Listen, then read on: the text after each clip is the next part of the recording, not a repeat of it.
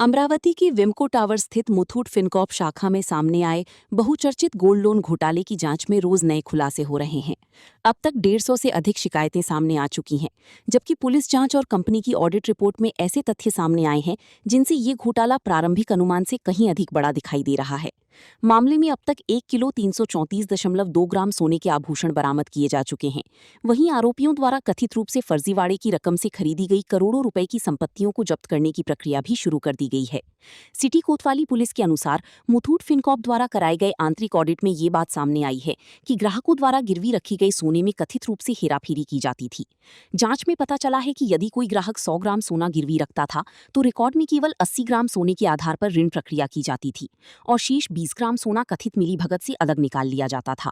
यही तरीका लंबे समय तक अपनाए जाने की आशंका जताई जा रही है।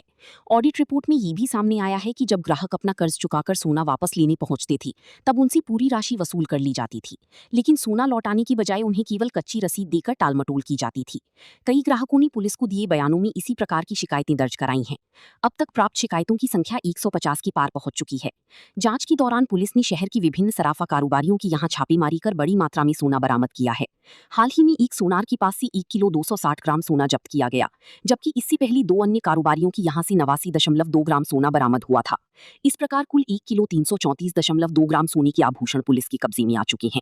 बरामद दागिनों में मंगलसूत्र, चेन, अंगूठियां, बांगड़ियां और अन्य आभूषण शामिल हैं।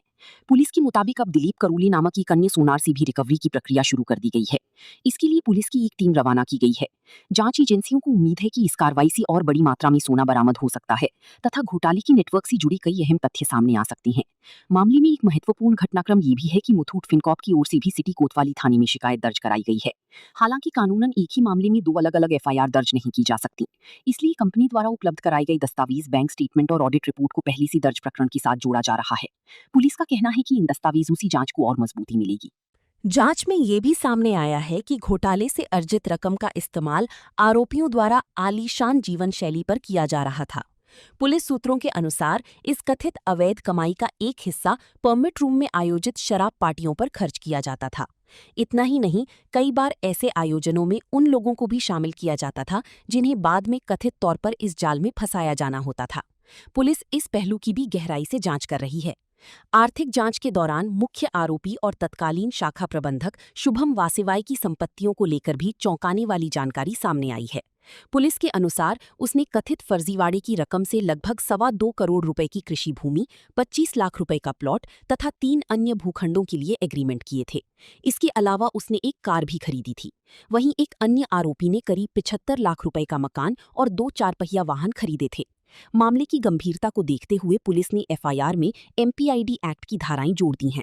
इसके तहत आरोपियों द्वारा कथित रूप से फर्जीवाड़ी की रकम से खरीदी गई संपत्तियों को जब्त कर न्यायालय की अनुमति से नीलाम किया जा सकता है।